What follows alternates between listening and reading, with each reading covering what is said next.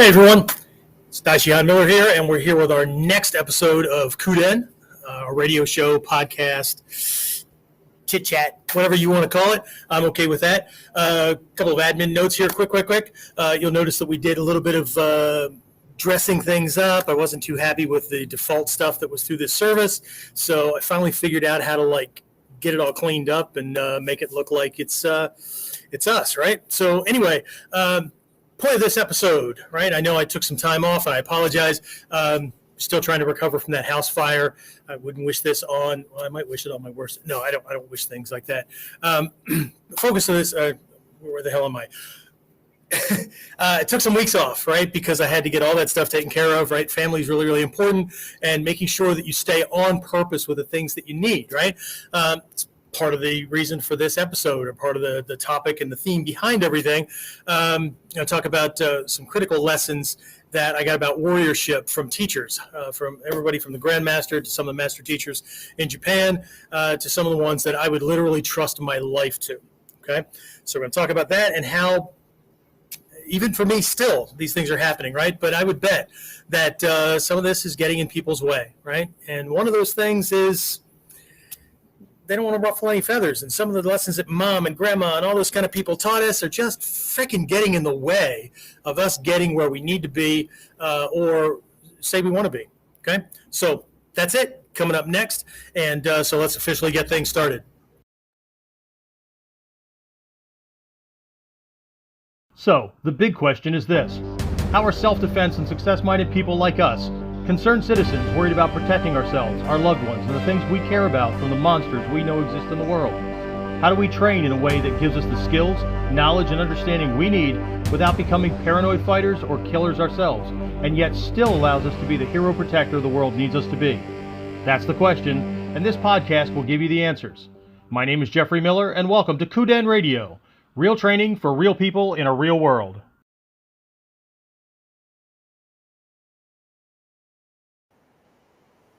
This was still kind of screwed up, isn't it? I guess when we added things and all that to get things out officially, we have to clean that up. So my guys got to pay the price for my two guys and all that. We got to get that taken care of. That spotty, we had the aftermath of the storms come through. For those of you who are listening or watching live, or within a couple of days, we know that we had Hurricane Ida come through the south of the U.S. and come up through and all that, and then we here in the Northeast. Got the remnants of this. Luckily, we were not in the major flash flooding areas around Philadelphia, what we call the tri-state area, Philadelphia, New York, New Jersey, those kind of things. But we still got hit pretty good. All that kind of stuff. But anyway, so I think that we're having some spotty internet issues and all that kind of stuff, and I'm using backup system so that we can do this, right? So I apologize for any little glitches and all that, but subject to change is all things, and we're training to be ninja, right? So freaking adapt, right? Get the gist of things. If you need studio quality and you need somebody that's, svelte and whatever, right? And it's not about education and truth and those kind of things, unsubscribe. Go find somebody that looks the part, sounds the part, all that kind of stuff, right? Okay. But anyway, so let's do this so I don't forget, right? Quick reminder, announcement, whatnot. We've got a couple of live events coming up. Of course, there's virtual options if you're still self-quarantining or, I don't know, you don't want to make it, whatever. You can't for whatever reasons. We have our annual fall ninja training camp coming up November 5th, 6th, and 7th of this year, right? So it's a month and a little bit away, right? 2 months and a little bit away, right? So if you want information, well, I'll give you all that because they're all leapfrogged off the same page anyway. And then we have our 2022 kickoff seminar, our Daikomyosai 2022, that's happening January 7th, 8th, and 9th, right? That's my birthday weekend. I know traditionally the Bujinkan Daikomyosai is held at the beginning of December because of Hatsumi Sensei's birthday. But here in the U.S. at least, right? I mean, that's like right between two major holidays, and now with everybody and their brother who has barely any rank or who knows what experience or whatever is out there running training groups, and they're all doing things at the exact same time, Yeah, I'm not fighting over the same students, right? And on top of that, whatever. So the point is, it's my birthday thing. It's a New Year's kickoff kind of thing, and it's a Hatsumi Sensei belated birthday kind of celebration kind of thing. But it allows us to kind of get refocused and pay attention to what's important and get things set, right? So a review of the past year, get set for the new year, and just get our asses in gear and move, right? So that's January 7th, 8th, and 9th. If you want more information about those things, or you want to register, right? I think we still have through September 1st, I think. We have a save $50 off early registration. We're outside the save $100 that kind of ended middle of August, right? So if you still want to save a little bit, get involved, do that kind of thing, right? And really focus and hunker down, then that's that's for the discount there is for the fall camp. Okay. Either way, the information's on the page, right? So if you go to Online Ninja Academy, right? onlineninjaacademy.com/events, right? Just kind of scroll down and you'll see what we have on board, what's going on. There's more things being added all the time, right? You can go there, click on them and go, right? Okay. Simple. I'll try to remember to remind everybody at the end as well. All right. So anyway, let's jump right into things. I'm going to say hi to some of the folks that are joining in with us. Some of you can see the little scroll things along there. I don't know that it's showing from everywhere. We're on simultaneously. We're on Facebook, we're on YouTube, and we are on something called Periscope, which is a Twitter kind of connected thing, right? So anyway, all right. So the theme for today is stop trying to be liked, right? Stop trying to be everybody's friend, right? That by no means means any, let me sit back here a little bit, right? So I can be more comfortable. And actually I wanted to show off it's not a new shirt. I picked this up the last time I went in Japan and found it in the bottom of one of my bags.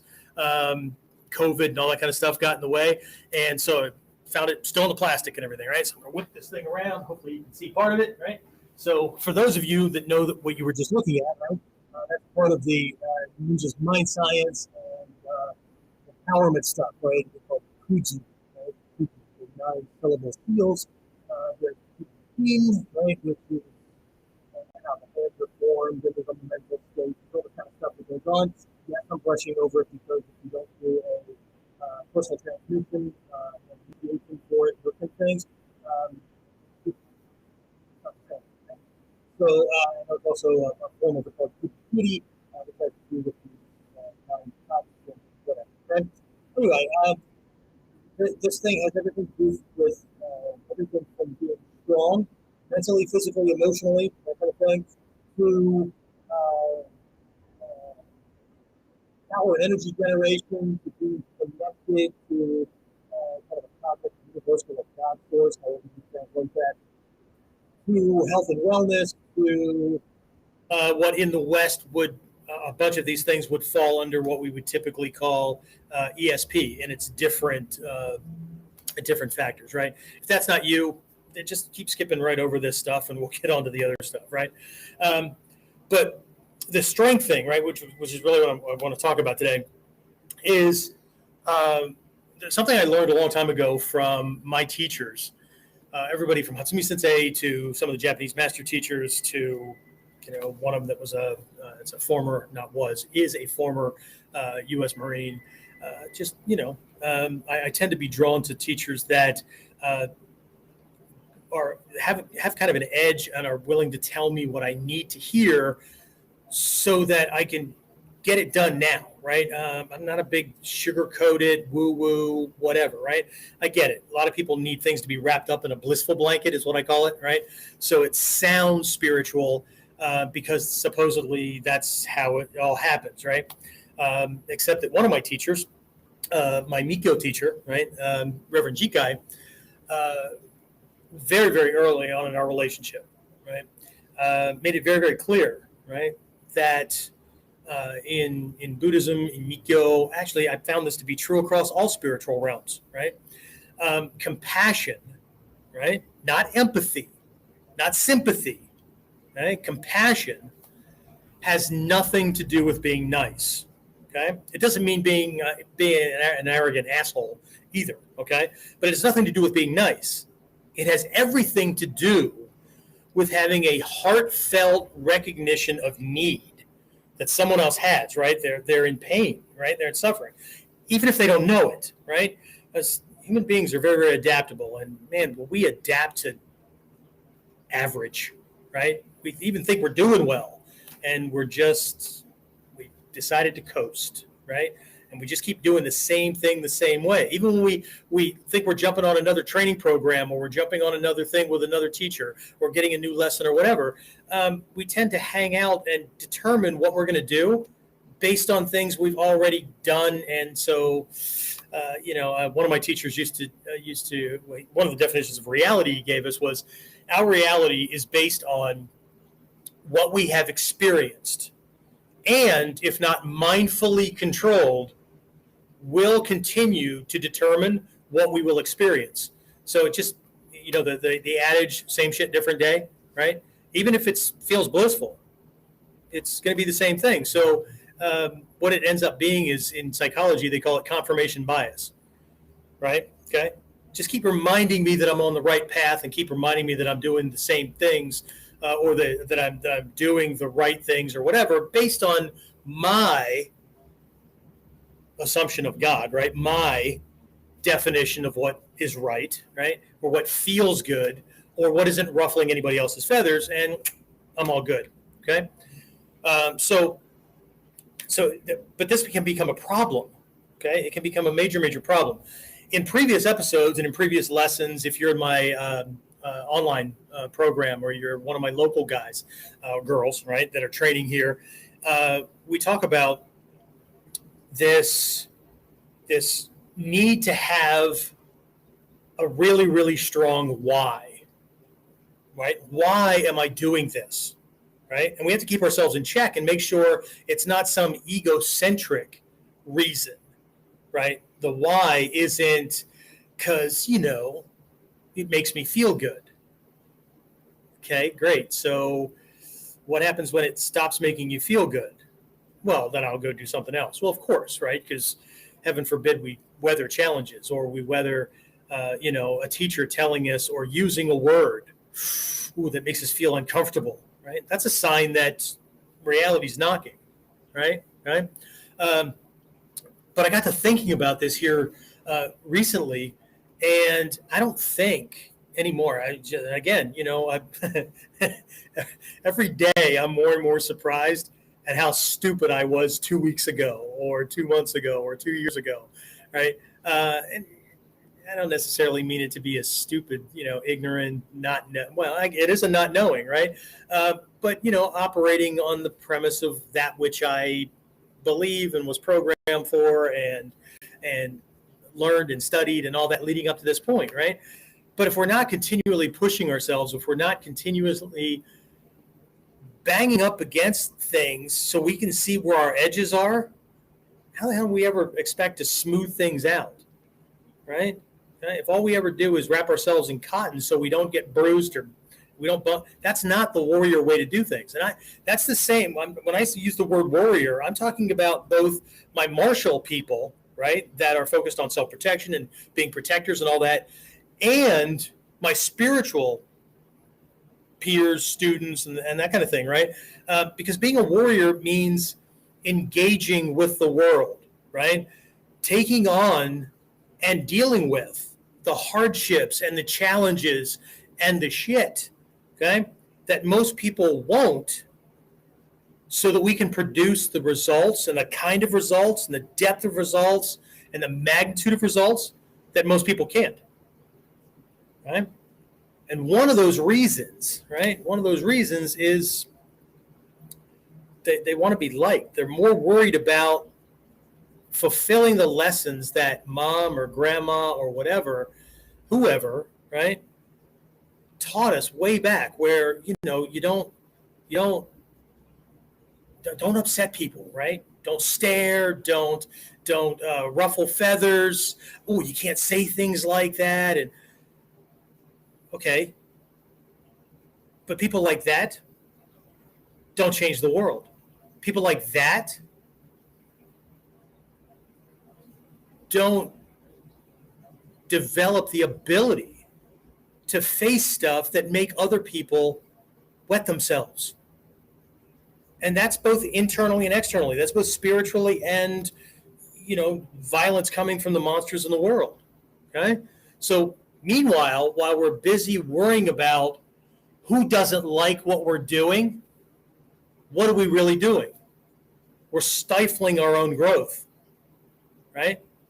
Okay, I'll tell you a quick story. What was it? Maybe May of last year, June, something like that. Right in the middle of the early stages of the pandemic, right? When everybody's, what am I going to do, right? We took our stuff online, right? Of course, I was already there, right? I just kind of reapproached things, right? And some of you may know this because you were in on it, right? But I did this 5-day Ninjutsu Mastery Kickstarter challenge, right? And I think the name pretty much spelled it out, right? It was a 5-day Ninjutsu, so we know what we're talking about, right? Kickstarter challenge. And then if you saw that, right, and then you read the description of what this challenge was, it was a way to help people who are in one of two categories. They've either wanted to be doing this stuff, right, for days, weeks, months, years, decades, half their life, whatever, right? And they just have not been able to make it happen, right? For whatever reason, right? And it was also for the other group of people who have done things, fell off the wagon, right? And have been trying to get back into it. These are the people that keep saying, oh, God, I got to get back to my training. Oh, I have to. Okay. In the words of one of my teacher, when the hell are you going to start? Okay? It's like the end of every class that I do. I look at every student, right? And it takes a little bit of time if I've got, a room full of people, but I will go to every student and say, what'd you learn this class? What did you learn today? Okay. And I'll wait. Right? And if they take too long, I'll go to the next person and I'll come back. Right. But every student in every class has to tell me at least one thing that they learned today that was new. Right. And so even if everything we did today in this class was things that they have done again and again, I'm forcing them. Yes, I do that, right? I'm forcing them to wake up and stop seeing even their training as same shit, different day, or worse yet, resting on their laurels. Ooh, look what I have, right? Look what I am becoming. Okay. Just even with myself, I'm constantly pushing this stuff, right? So I'm going to get back to that why thing, right? Because if I don't, I'm going to do what every other teacher does, and I'm going to rely on that which I've learned and rest in that comfort zone and stop learning. And, for those of you who train with me on the martial side, we have a student creed, which has to do with faith and belief in yourself and what you're studying and your teachers and things like that, right? Which is where people start when they get involved in a learning thing. And these three things are really important, okay? For those of you in the Mikyo training or in the spiritual side of training, you know that comes from our Sankhya, right? Which is the 3 admonitions, right? Normally in that direction, it would be belief in Buddha, belief in the teachings, belief in the Sangha or the teachers and body of peers, right? The people that are training with me as well, right? So basically, it's a support group, right? It's just reworded a little bit, right? And for those of you who now just got all freaked out because I used the word Buddhism, get over yourself. So all we did was shift the words a little bit, right? So that it became belief in yourself and your potential and abilities. And it's still belief in the teachings and has to do with discipline and the fact that you're ready to do this now, and still belief in teachers, right? And showing respect to those who help you progress, right? So we have that, then we move to the vows of intention, and that goes from belief and trust to, okay, this stuff has proven itself to me. Now, I believe that these things are important, right? So I intend to do, and then there's 8 of those, right? And then that transitions into the warrior code of action, which now goes from belief, trust, that kind of thing, right, to vow of intent, to This is who I am and how I live. I don't say I believe in. I don't say I intend to. I say I train to protect life and health. I will avoid the violent treatment of others whenever possible. As martial warriors, we have to use the words whenever possible, because while it's a great goal to not want to have to hurt anybody, the reality is that to stop violent monsters, sometimes you have to use the same techniques and tactics. But we also recognize that we're taking on karma, okay? Bad karma, right? Karma just means action, right? Make sure that when you're throwing these words around, you go to the root and understand what the word is, and not just conventional translations that are often crippled, right, at best, okay? So karma just means action. So when people say bad karma or whatever, right, those same people usually don't say good karma. Okay, karma just means action, right? Good action begets good results. Bad actions, right? Okay, so it's cause and effect. But what I did was I created a master's creed, right? And I need to get it back up. It used to hang right at the teacher's area right here, and it started out as a reminder for me, right? But I wanted to make sure that I was influencing my other instructors, okay, so that they didn't end up resting on their laurels. Okay? And the Master's Creed is very, very simple, very simple. It says, "The day I cease to be a student is the day I'm no longer qualified to be a teacher." Okay, because I'm coasting. Yes, I can show everybody else what I've learned, and I can tell them what they're doing wrong and all that kind of stuff, except that with the depth of these teachings, spiritual and martial, you will be training until the day you fall over and take that final sleep, still progressing forward, right? There's an old, I think it's a Chinese saying, that the more I know what I don't know. Right? But you're never going to know that until you get out of your own way. You stop resting on your laurels. You know, kind of like a resume and a CV, right? These are all the things I did. Great. Okay. What are you doing today? Okay? Because if you come to work for me, if you're doing the same thing today that you did 6 months ago or a year or 5 years ago, and you're producing the same results, I can't use you. Because if the people that I have helping me are not growing, they can't help me grow. Why would I have them on my team? See? Asshole, right? Only the people who don't get that and want to rest on their laurels and coast. They want that paycheck for time, and they want to show up.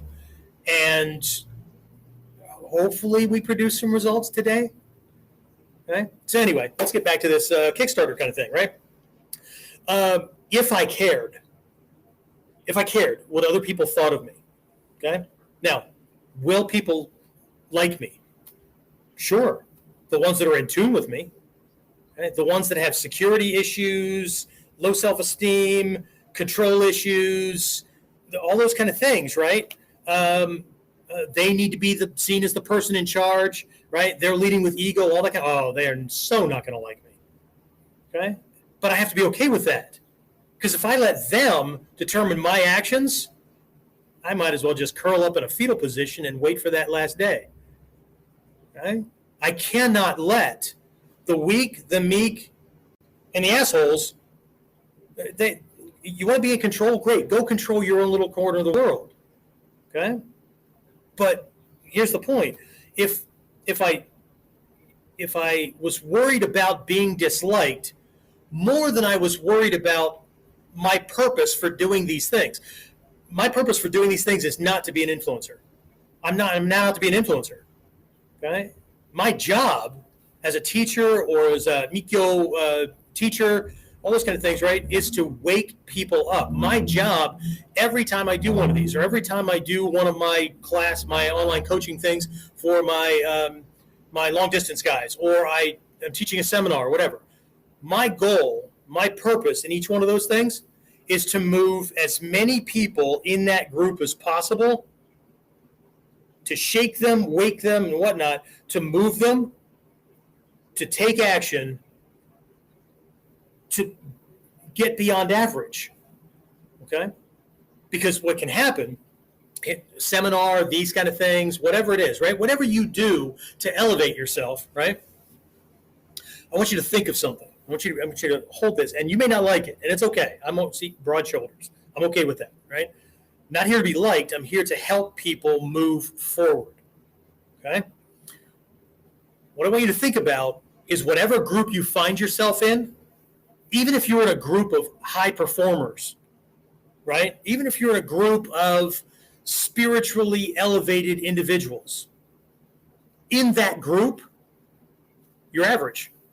You're just like everybody else there, okay? This is not about an ego thing, being better than everybody else. But if the group that you're in, and that's the point of the Sangha, right? The Sangha and the Sankhya, right? The triple vows of belief that we have with our student creed, right? I believe in my teachers. I believe in the group, right? My support group and all that kind of stuff, right? If you're not in a group, or you don't have teachers that are giving you a swift kick in the ass on a regular basis to stop resting and to move to your next level of potential, you're in a mutual admiration society meeting. Okay? Yes, everybody's learning, but if you listen, right, how many of the lessons that you're getting in that one, right, or how many things are you listening for that are not growth oriented? They're confirmation bias centered. What that means is I'm here because I want to hear the same stuff I've heard before because that's what I believe in. And it makes me feel good. And it makes me feel like I'm growing and I'm on the path of enlightenment. But I actually stopped growing and I stopped learning last week, last month, a decade ago. Right? And I'm right back in the same loop of same shit, different day. But I can't see it because, it's not shit, it's spiritual. Okay? Monks poop spiritual shit. How about that? Okay? So, anyway, so back to this challenge, right? So I thought it was very, very clear, right? And even the description, right? The purpose of this is over the next 5 days, we're going to do an intense thing, and I'm going to give you the things necessary. We're going to work on it to be accountable to getting this work done so that you can kickstart your training and path toward mastery in this thing. If I was worried about being your life, I would have taken that thing down and canceled that whole challenge within the first hour that it went up. Because stuff like that attract the movement. Okay? Just it was like a 48% to 52% split, right? There was nobody on the fence in the comments going down through this thing, right? Well, that's what 48 to 52. I rounded up to 50-50, but I want to be clear. 48 to 52%. 48% of the people thought this was a freaking awesome idea. I'm ready for this. 52% of the people were either sharing it with their friends to show this dipshit that's trying to tell people that he can turn them into a ninjutsu master in 5 days. Now, what I said, okay? Most of them had me laughing. Did a couple rile me a little bit? Yeah, absolutely, okay? But it didn't make me change anything, okay? Because I knew that was being effective. It was successful. The way I was describing things, the imagery, it was successful because I didn't have anybody on the fence. Half the people liked me and liked the idea, and half didn't. And the ones who didn't, believe it or not, spread the word about it more than the people who liked me. They were sharing the hell out of that thing. And then the people that came in, half of them were like, dude, I don't see what the problem with this is. And the other half were like, oh, yeah, check this out, right? The old fat bald guy, right? Like he's a ninja master or whatever, right? It's because a lot of the comments were about my build. A lot of the comments were about the fact that I was trying to teach people to be a ninja in 5 days or to be a ninja master in 5 days, or that they were equating it to fakes and frauds and Naruto and all kinds of stuff, right? Okay? That's awesome stuff. Because the haters, right, screaming to the world, check this guy out. What a dick. What an ass. Okay? Some of them were using words like that. Okay? I didn't spend a dime on promoting that challenge. Because the more engagement you get on your thing, the Facebook algorithm doesn't know the difference between a positive comment and a negative comment. Yes, there's words to peg you as a hater or a racist or whatever, right? I ignore those things too, right? Because the only person that needs to know that I'm not is me, right? If you're in doubt, you don't know me well enough, right? But what that did was it made the algorithm share it organically to way more people than the people that liked it just got on and went like, and then DM'd me or IM'd me or whatever the technology is, right? Sent me messages asking for more information, okay? They weren't sharing it nearly as often, okay? But if you're only worried about not being liked, right? My goal was to help people move forward. Not to be seen as the teacher, because that entire challenge in every class, and when I tell people, look, you need to do this, I don't care if it's with me or if it's with somebody else, because I know I'm not some people's cup of tea. I know some people need to be wrapped in bubble wrap and then wrapped in cotton and then put in crash-proof boxes and then be put in vaults and all that so they don't get bumped around, right? So they can feel comfy and safe. I know that. Okay? I'm not their teacher. I'm not the right guy for them. It's okay. I know I'm not the right guy for people that need to believe that their teacher is king poop. Right? What do you mean you're still learning? What do you mean? You haven't learned all the stuff yet? Why would I train with you? How can you be a master if you don't know everything? Well, a true master knows that it's impossible to know everything. But that's okay. They need that kind of thing, right? So have at it, right? You're going to run into and fall prey to way too many charlatans if you're looking for the one who's already enlightened, right? Some of you guys know this, that training Mikyo or have done some of these spiritual trainings with me. In Mikyo, in at least the lineage that I was initiated into, there are quiz questions, right? And they're not presented as a quiz. Like today, Jeff, we're going to take a quiz, right? You're going to take a test. No, okay. They're completely left brain logical sounding questions that really test your understanding and depth of understanding in the spiritual teachings. And one of those is, what do you do if you meet the Buddha on the road? The answer is, I'm going to give you a cheater, right? Here's a heads up. You can't get this one wrong from now on. Okay? The answer is, you kill him. I didn't say that the answer sounded logical, okay? Unless you understand what's going on, right? Okay? An alternate word for Buddha is Tathagata.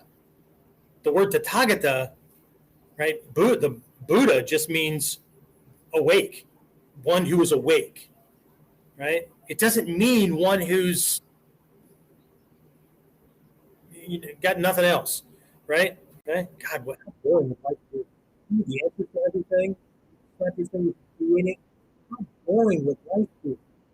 I know in the beginning, from the standpoint, it's like, oh, that's true. It's like living forever. How many friends and families and loves did you watch die before you would not want to live in that kind of hell? Right? Same thing with the knowing everything. Seriously? It's like boring with life. Right? But anyway, you kill it. Why? Right? Because someone who's really enlightened doesn't walk up to you and say, I'm a Buddha and I'm enlightened. How would you know that the person you passed on the road was a Buddha, was the Buddha, unless they told you? And if they're telling you, they know how much further they have to go. Right? They're as far beyond you, or there's far, right. They're as far away from their goal or their team, right? Or the horizon. You think you are from them. Okay, so the the understanding comes from knowing that anybody who says that they've already made it, has stopped or is blowing smoke up your butt. Okay. But anyway, right? So I can't be worried about the haters. I can't. I once was. Okay. People that don't like what I'm doing, those kind of things. I'll get a quick drink here. Got my fancy diet Dr. Pepper. Right? I know, putting chemicals in my body.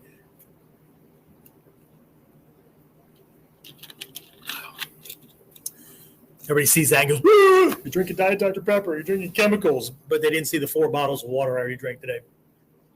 So everything in moderation. And I'm not asking you to like it. It's not your bottle of Diet Dr. Pepper. Anyway, right? So, again, I'm not trying to be an influencer. Right? Believe it or not, before you think I'm like super altruistic, I'm trying to move as many people as possible and look at kind of selfless act I'm creating.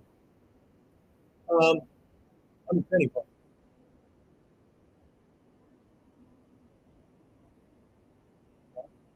And one of the ways to learn something that you're doing better, you feel is like a pretty stock time. Right? If they have often spend their own final representation of life, right? I felt to guide everybody else to first. Right? The irony is that, really understand this, is that Bodhisattva attains enlightenment faster and more deeply, in spite of themselves. What they do is they get their own desires out of the way and focus on helping people. This is not, I'm telling you that this is my agenda. My agenda is I need training partners who have skill sets that allow me to practice my skills so I can move. That's one part of the training. Okay. So I need to be able to work that kind of thing, right? And not just in this dojo, not just here, but in the world as well, right? I need assholes. I need people who will challenge me. I need people who are naysayers. I need those because they're going to help me make sure that I'm on the right path, right? They're going to keep me in check from going all super woo-woo, right? And how much can I really trust and believe in what it is that I'm doing and what I know if I'm not willing to debate with somebody who may not know they're asking a hole in the ground? Or, smarter than me, I might want to pull a punch, but they might be pointing out something that either I haven't, can't, or won't look at. The monolith.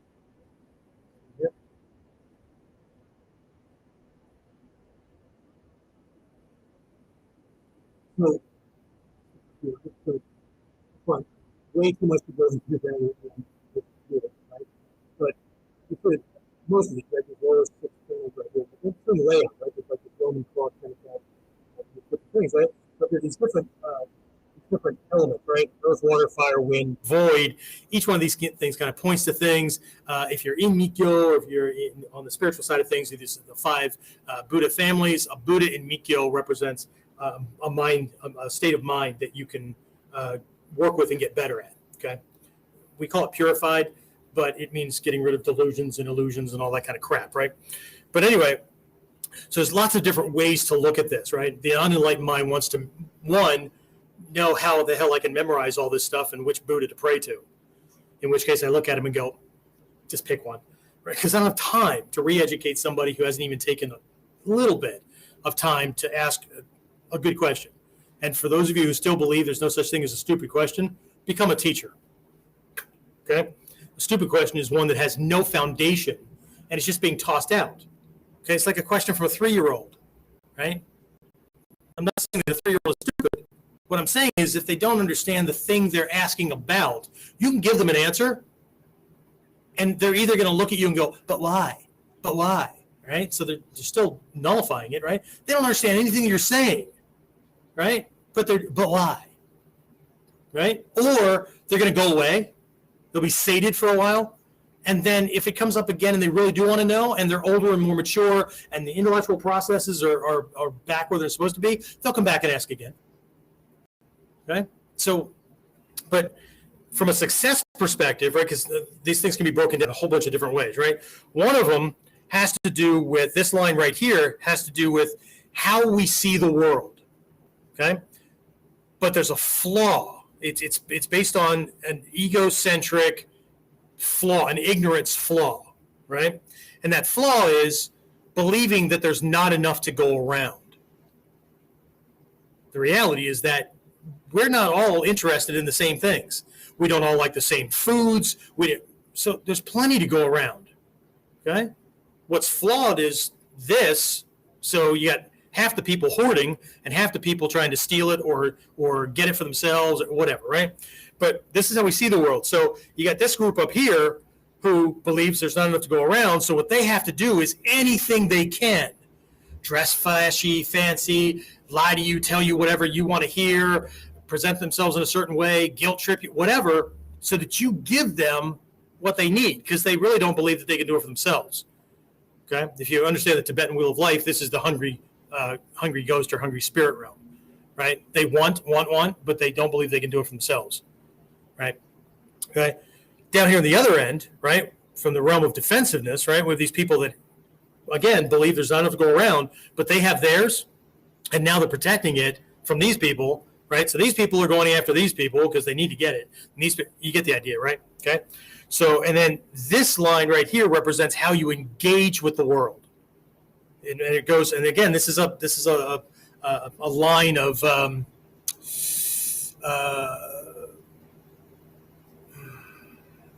it's a scale. Okay, it's a scale. So on this end, right, we have somebody who we might say is stuck in the mud, but is very rule based, very structure based, that kind of thing. All the way over here to somebody who's now it's not only are they open and carefree, but it's selfless. Okay, great. Okay, except the enlightened lesson of the mandala is that we want to be here, which is balanced, equidistant, and all of these things are firing so that we can move and be what we need to in different contexts, right? But some people are like way over here, right? All out in self-sacrifice, compassion, woo-woo, carefree, spiritual kind of thing, or they're over here, right? Which is if I can't taste it, see it, feel it, touch it, smell it, whatever, then it's not real, right? And I don't even know if that stuff's real either. Okay, there's only one right way to do things, that kind of stuff, right? So, but we need paradigms, we need structure, sometimes. Okay, keeps people from invading your space and mind and spirit and all that helter skelter to where you're left in an insane, confused state. And that goes for spiritual teachers too, not just charlatans and all these people running around, right? Okay. And yes, we need to be open to new things. We need to be able to put ourselves and our own needs and desires on the back burner, right? Okay.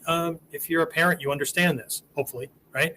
Okay. How many times have you read a story, or how many times have you read the same story, right? Or watched a movie or engaged in something that's all make pretend, right? But it's not about you. It's for your child, right? It's for them, not you, right?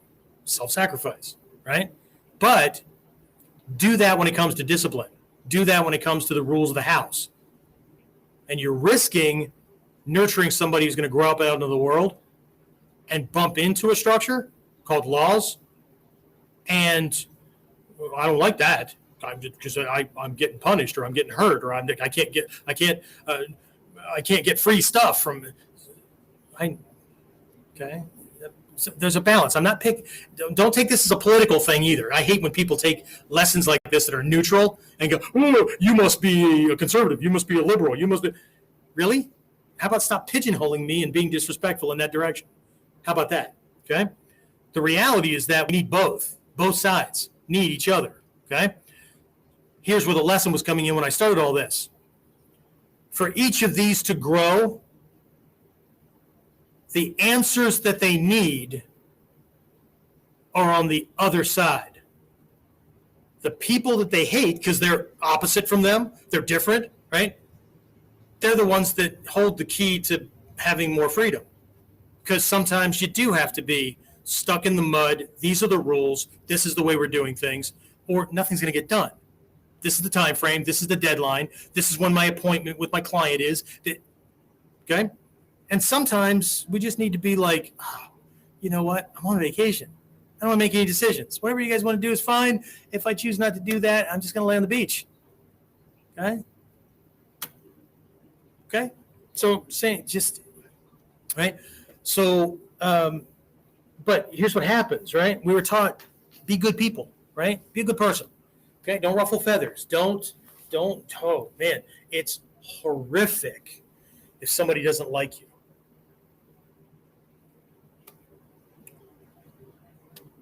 Ellie, somebody disliking you is going to kill you. It's going to cause your system to stop functioning. People will like you because they see something in you that is either like themselves, so they see the similarity, right? They are like me. They are like self. Ego recognizes itself, okay, in the mirror of the world, okay? Or they see that you're able to do things and produce things and whatever. That's either makes your life easier or more effective or whatever, and they want to be more like that. Okay. And there's going to be people that are not like either one of them that aren't going to want to have anything to do with you. Right?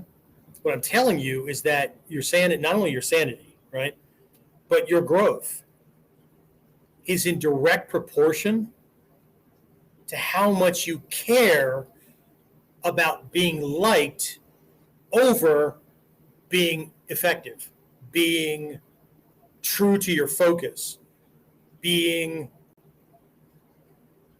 on constantly growing toward your goal, which hopefully if you're awake and alive and alert and you're managing this process, right, that goal will always be moving. The closer you get where your brain just kind of assumes that it's a foregone conclusion, right, you will already be looking at something else. Right? This happens, right? I'm looking at this. The closer I get, I'm looking at that. Okay? The problem is when I'm doing this and then something, and then something, and then, okay? And one of those somethings could be, better not. They might not like me. Better not. That might ruffle feathers. How can you be effective if you're being led around by a bunch of people who either have no idea where they themselves are going or who are stuck in only one way to do things, or, and I'm going around the mandala here, or are angry because they can't get whatever they want at the snap of a finger or a drive-up window, or they're ignorant. They don't have any vision. They don't have any goals. They're in the animal realm. They eat, sleep, shit, get up tomorrow morning, do the same thing all over again. Right? Or, right, they have some kind of control issue where it's their way or the highway. Because in each one of those, I mean, that last one, you're a slave, right? Okay? But how do you, on one hand, how do you justify and resolve this? That on one hand, you have dreams and aspirations of becoming your best self, your best potential. And on the other hand, not doing half the things you need to do, not because of your own traits like procrastination and all that kind of stuff, but because you are afraid that you will upset them. That's that story about that Kickstarter program. I'm not doing several students about that. Right? And not like fly-by-night people. Because that program was really about qualifying people so that only those who were absolutely sure that I was the right fit, I was sure that they were the right fit, Every 5 days homework. If they can't do those, how the hell are they going to do long-term training? And do stuff like this. Right? The challenge after challenge after challenge. Right? Right?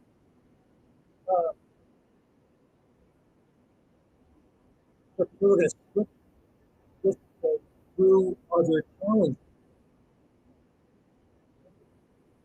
Right? So going back to that original thing of that why I was talking about, right? I've been pondering, right? Because I have many students who had a why, and it was a pretty good why. It was on very often it was on my list of whys, right?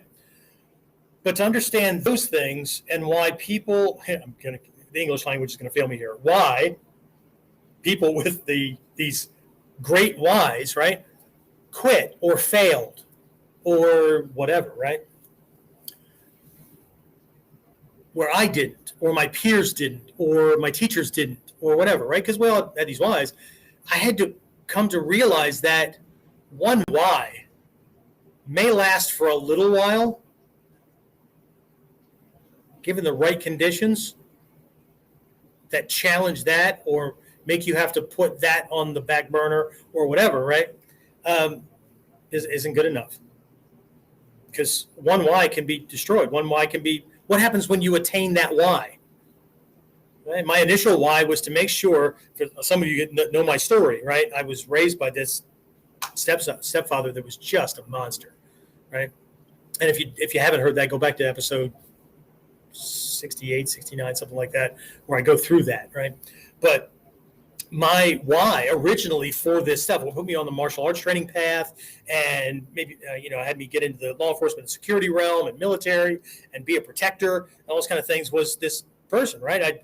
My why was I was going to grow up, if I had to survive another 10 years in that house, to grow up to be somebody who was not, I could design my life so that I would not live in fear ever.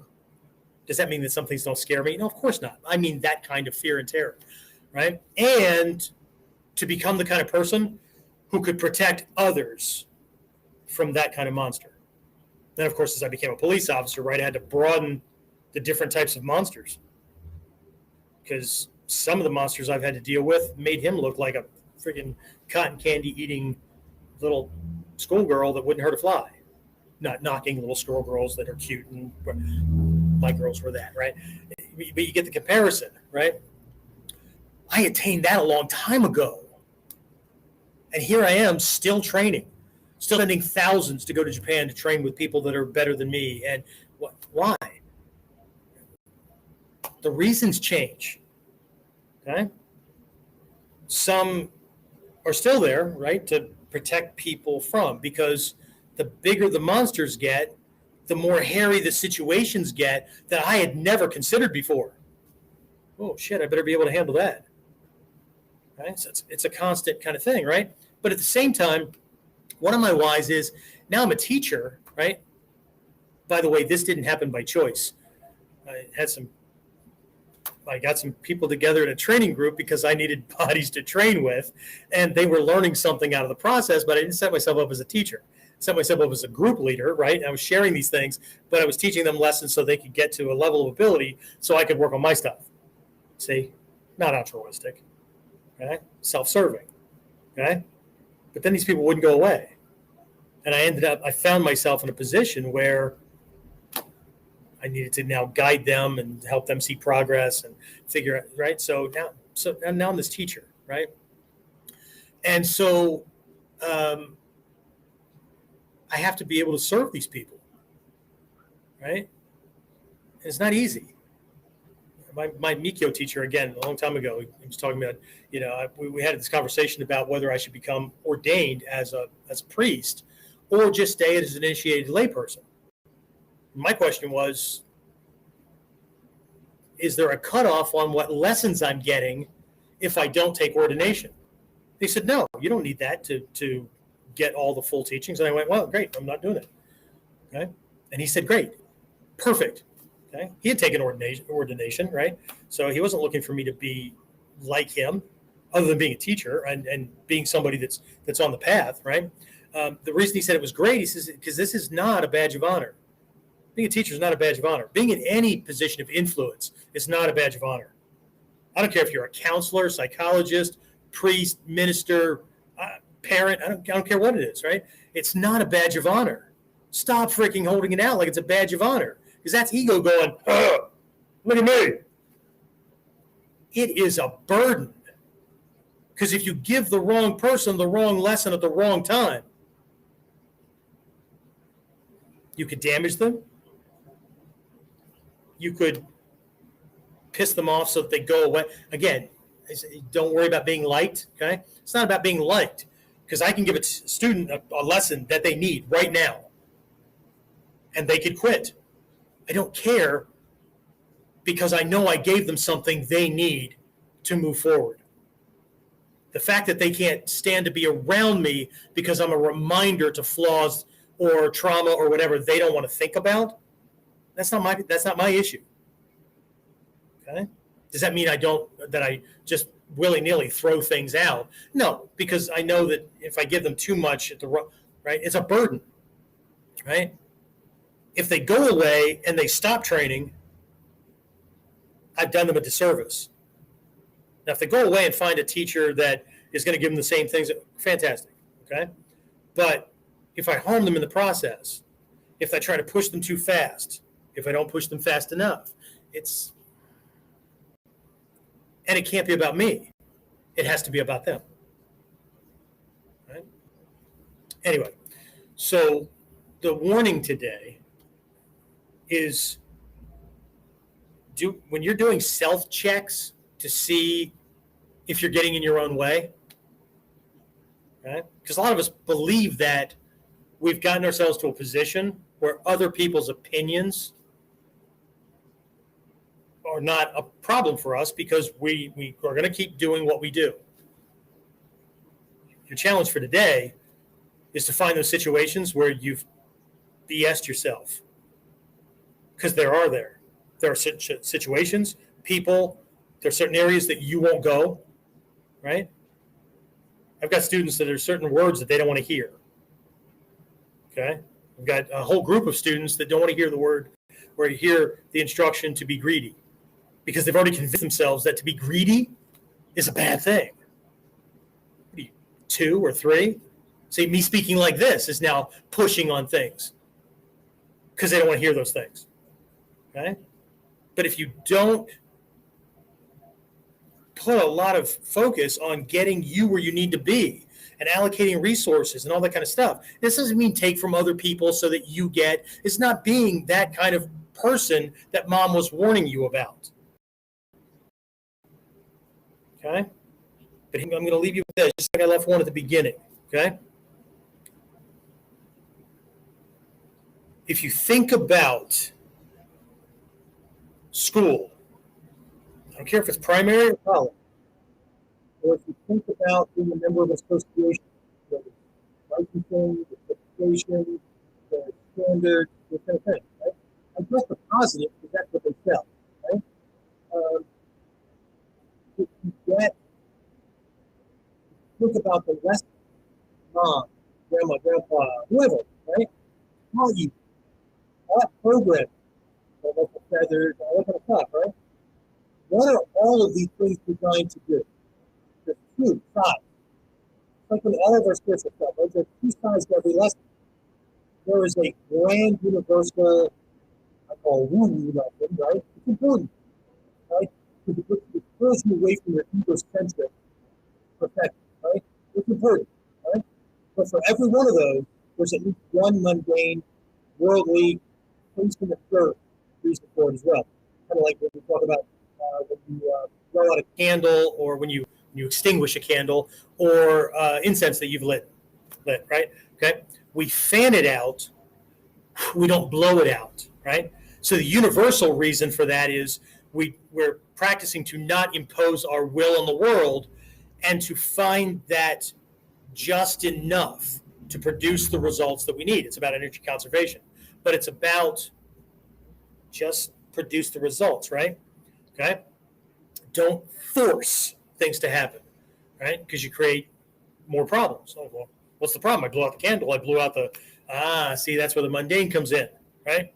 If I fan the candle flame, if I fan out the flame that's still going on the incense until it's just smoking, right? I extinguish the flame without blowing wax and ash all over my space that I'm going to have to clean up later. Okay? It's a direct reminder of cause and effect. Okay? But again, people want to focus on one because it's spiritual. And others don't want to do anything like that because it's just practical. Really, it's like you're having 5 feet on the ground. You're operating ground food. But either way, I just think about what the purpose of all these prior lessons programs. It's to produce people who are ready. I'll start with this. Can't wait. No, I'm not saying this to be depicted. I'm saying it because I need to be reminded. Sometimes I teach lessons because I need to be reminded. But when I'm speaking it, I'm hearing the words of my for a long time. Those are halfway around the world. You know. But I'm saying it's these things are designed to do by creating standards, certifications, all this kind of thing. It's a signification. You've made it. You can now do these things, and you're going to do it just like everybody else.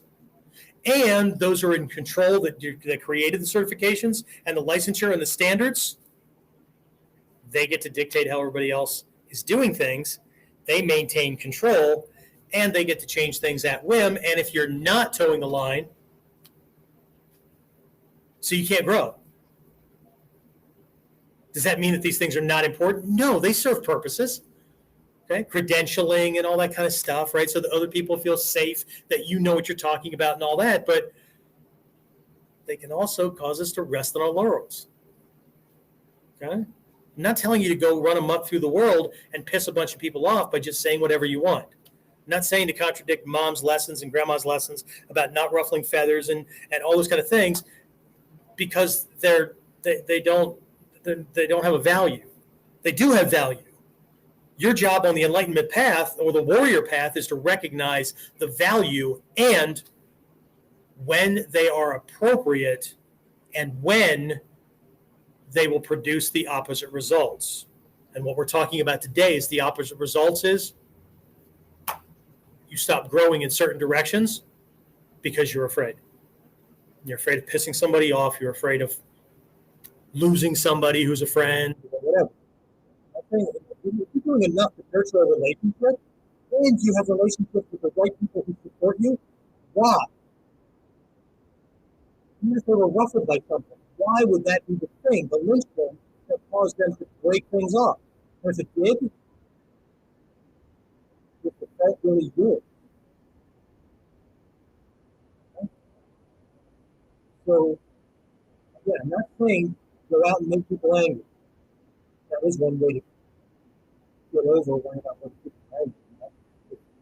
Instead of waiting and that's why you feel stressed, praying for enlightenment as opposed to this long haul, is that when instead of waiting for situations to pop up, that produce challenges that you have to navigate with the new lessons and mindset and all that stuff, right?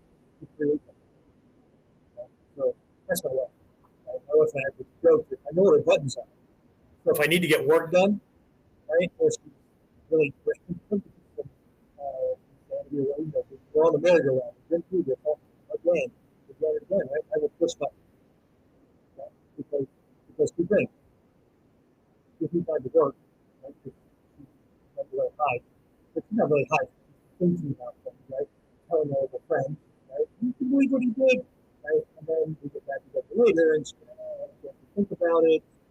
We do. Right? And that wasn't my entire perspective, but it's the thing that cut or flip the switch on the merry-go-round because that's insanity. Right? We kept going around and around about the same things, but I saw no resolution. Okay? So I be strong enough for that as well. And I had to select as well early on. Like the right partner, that's what the things that shift for people from that down. Because I didn't know this color everything together to do. I know. We all know. People, if everyone is telling me that I'm doing the right thing, I get the plan, I get tap on the hand, it's simple. I'm doing what I'm saying. Don't smoke up on that because I didn't spend thousands of dollars to come here for you to tell me how great I spent that money to come here so people that are way beyond me can find the holes in my problems, in my movement, in my skill sets, in my understanding and all that, point them out so I can fill up a notebook and go back and work on that stuff between now and the next time I come back to suffer some more fun.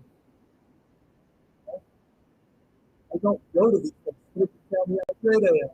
It pisses me off every time I go and I get ranked. Yeah. I don't think I was worth that. The one I pissed off. I know you got to come over beyond that.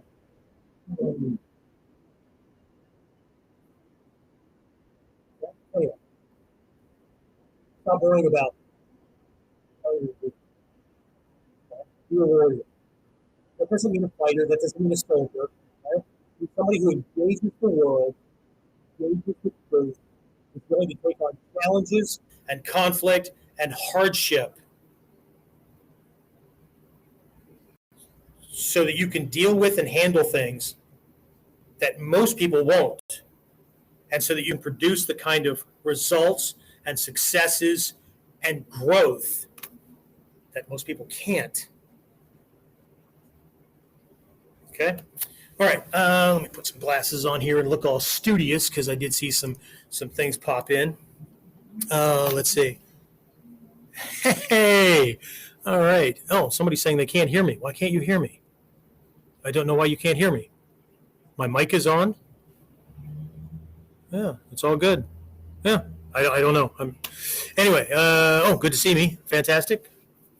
Looking good as usual. Down 23 pounds. Anyway, somebody else put in here, Courtney, the training has a way of filtering out those who are not worthy to receive the teachings. Absolutely. Good call. Good call. Hey, Jason, I haven't seen or heard from you in a while. Let's see. Yeah, actually, there's a thing in Tendai, right? There's actually a death ritual where somebody doesn't, a monk or priest or whatever, doesn't die in their sleep. And this is up on Keizan, right? I think it's there. I don't think it's in the Shingon school, but it might be as well there as well. When the person knows that death is imminent, right? They're actually put in a hole in the ground. Okay, it's got kind of like a vault and all that kind of stuff, right? And they put themselves into meditation, and the thing is sealed, right? So you're going to run out of oxygen, you're going to die, right? Right. So not only are they taking control of when it's going to happen, right, but they put themselves into meditation, and then I think it's 7 years later, this thing is unsealed. It's way past any moment where you could still blow smoke up people's asses and convince them that you're something that you're not, right? Okay. And what they do is they look at your corpse, okay, to know whether you entered the final stages of enlightenment, right? You passed properly, right? And the sign is, what's your corpse look like? Because if you broke from meditation and your fear of death overwhelmed you and you panicked, you're going to look very different from someone who remained focused on their breath or focused on the object of meditation, focused on being until the end. So if you're still sitting upright, if your posture was right, all that kind of stuff, right, your mummified corpse is going to be exactly there. If not, I've seen some of the looks on people's faces that panicked or were panicking and, being attacked by the monsters at the moment of death. It's not pretty. Okay.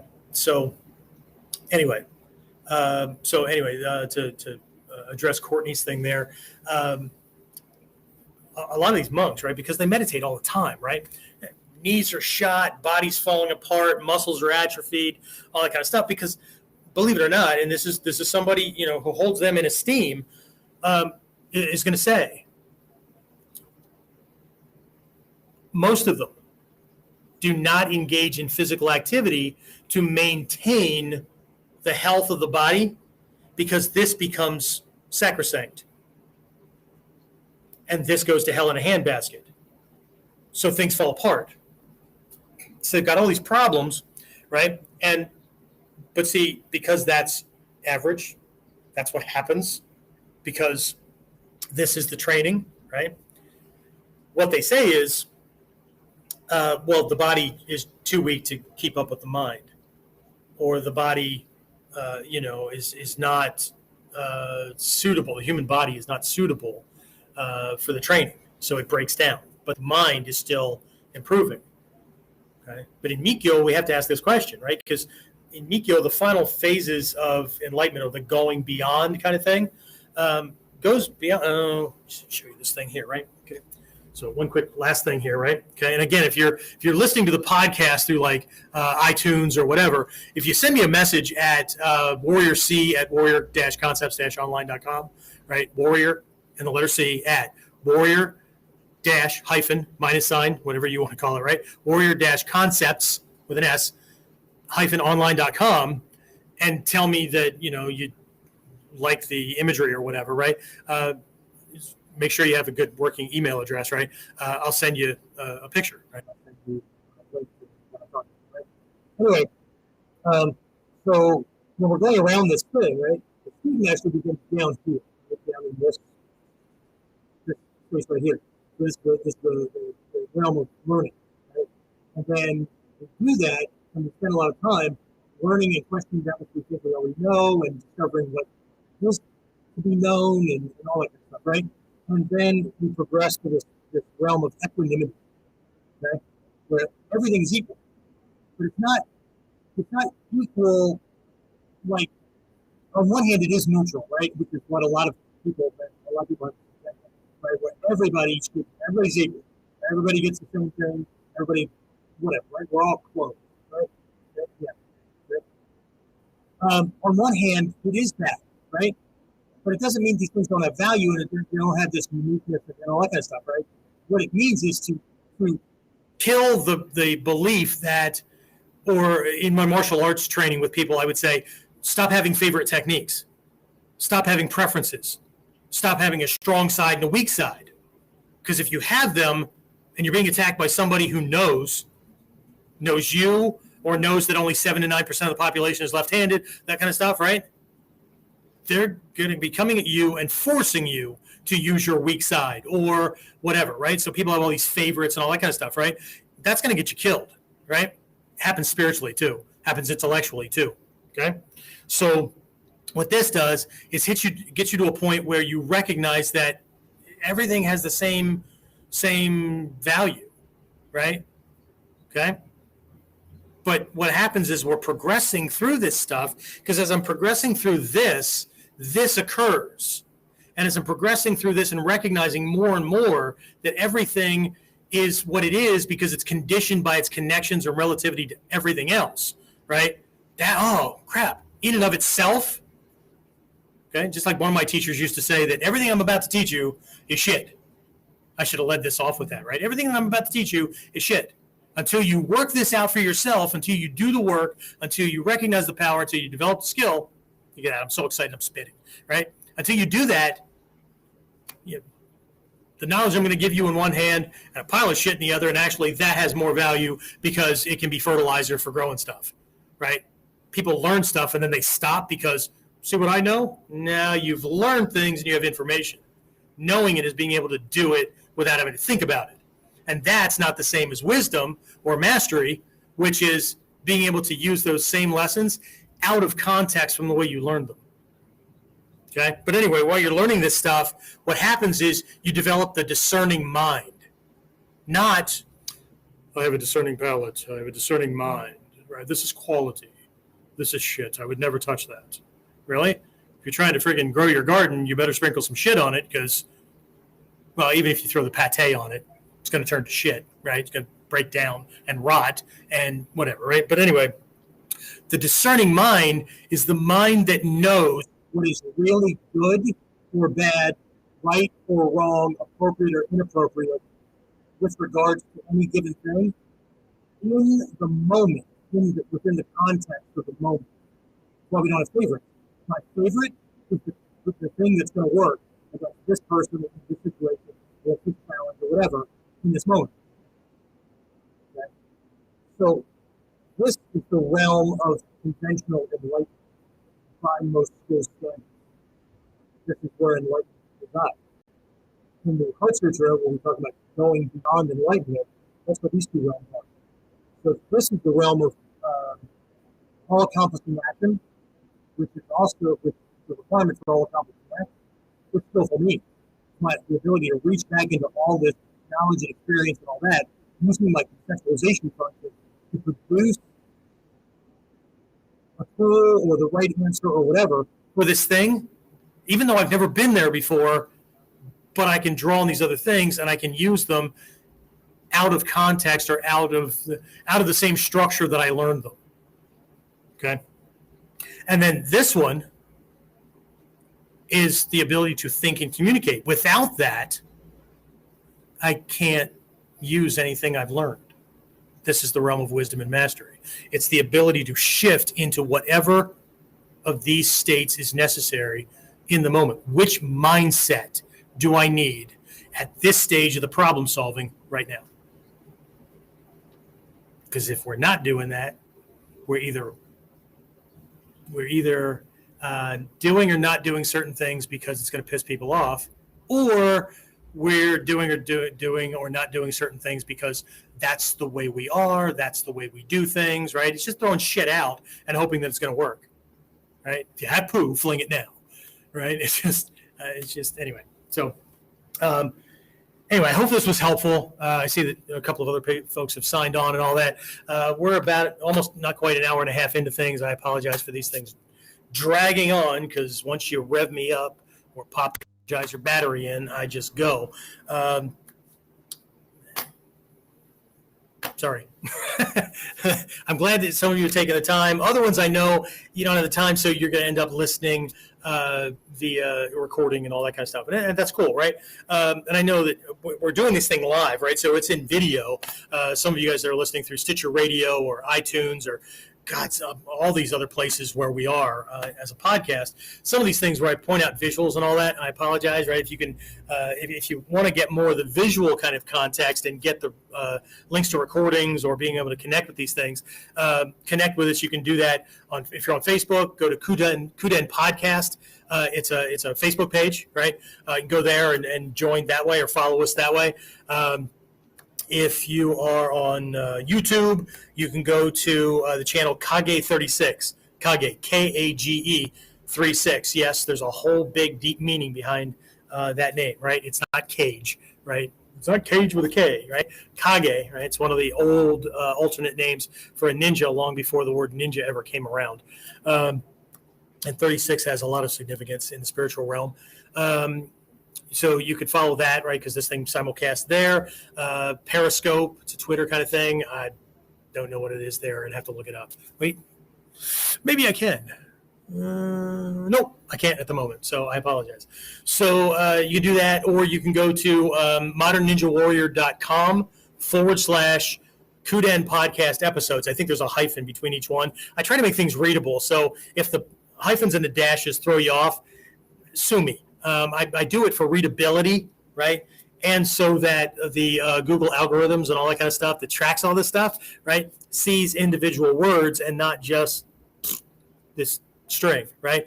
So Modern Ninja Warrior is one string, right? modernninjawarrior.com/KUDEN podcast episodes, right? There's a whole slew of things. There should be a link on there where you can sign up to get on the email list too, where you can find out about these things. And that way you get some more of these visuals. You'll get the recordings to these things, so you can see the live and you can see me being all animated and doing my thing, right? The entertaining monkey, right? Anyway, that's it, right? So I told you about going into things, right? let me know what you think about the new background and all that, right? And how things look there. Is that better than that wild, crazy, reddish, orangish, green, purplish kind of thing that was going on? I didn't like it, but it's not about me. And I told you about the fall camp that's coming up, right? Fall and whatnot, right? And I'm going to close out. Here's one of these plugs, right? I've got a program. If you want to do more of this kind of thing, as a matter of fact, I think Courtney went through this, and some other folks might have done it as well. I've got this program. It's called Ninja Mind, right? And it's kind of a early on approach into this other program that I have called the First 7 Steps on the Path of a Buddha. But it's about this living and thinking as a warrior, and the lessons really point to breaking the programming, breaking the attachment to conventional, average creating shit, right? That keep you in the same state, right? So if you're interested in that kind of thing, right? I do have this program, no harm, no foul, right? If you want it, great. If you don't, okay, you do you, right?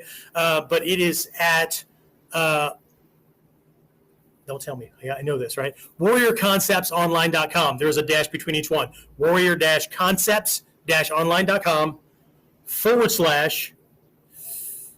/ Ninja Mind Course. Again, with a dash between each one, Ninja Mind Course .html. Sorry, it's an older webpage, right? So warriorconceptsonline.com / Ninja Mind Course, hyphen between every word except for that / right? .html, right? Check it out, right? It's a 10. It was actually originally a 10-week live course that I did with personal students, and now it's kind of a standalone. So you'll hear lots of dialogue. It's a teaching thing, not a talking head, recorded lessons in a vacuum kind of thing, right? There's a workbook that comes with it, all that kind of stuff. So anyway, if it's something that's of interest, have a look-see. All right, that's it. I'm going to wrap this thing up. I've talked long enough. I'm tired of hearing the sound of my own voice. And actually, in an hour, I have people coming in for physical classes, so I get to hit people and throw people and all those kind of things, right? If you're my local or long-distance guys and you're in that direction, 6 o'clock Eastern is our Academy Zoom class. So the class that we have going on here at the Academy, that goes out via Zoom. So if you want to get on that, that's don't forget that that's going on. If you're not in on that, it's $15 a class. Just let me know you want to do it, and I'll send you a PayPal link. And even if you can't make it, right, they're all recorded. So if you pay for a class, you get a class, right? So afterwards, sometimes we do light editing, and sometimes, most of the time, I just give you the class as it is, right? So, but you get the lessons that way too, okay? So $15. Right? In Japan, if we were doing this, it would be $35, right? So anyway, that's $35 US. Holy crap. Courtney, sorry, that's like $5,000 Canadian. I have some Canadian friends that used to do a Canadian price and then look at me and go, that's 37 cents US, right? They would just make fun of the little exchange thing. It's probably not that extreme, but anyway, sorry. What the hell just happened? Anyway, part of lunch coming up. Anyway, all right, that's it. I'm going to wrap things up before I get too gross in front of you. All right, that's it. I'm back on track with these things. So at least 2-3 times a week, we're going to be running these KUDEN. So stay tuned. And if you have any questions or topics or whatever that you'd like for me to handle, shoot me a message, right? You can send them to warrior-concepts-online.com. Let me know, questions, comments, topic ideas, or whatever. Like somebody wanted me to cover, this is not spiritual, right? Conditional things for like shoot, don't shoot kind of things if you carry firearms, or at what degree, really looking at the use of force kind of thing that's not covered in a lot of programs. Okay, so that one's coming up in a couple of lessons, but just shoot things in, right? And don't worry about sending it in screwed up, because it's equal to everybody else. Not that your questions are important and the topics are important, but I don't see a like imperativeness kind of thing or a time sensitive kind of thing. And other times, who knows? You may send me something that I go, holy shit, this one happened. covered. So people need to. Right? All right. So don't put that. Oh, anyway, that's it, guys. I'm going to wrap this up. We'll talk to everybody again next time. Uh, thanks for being here. Talk to you later.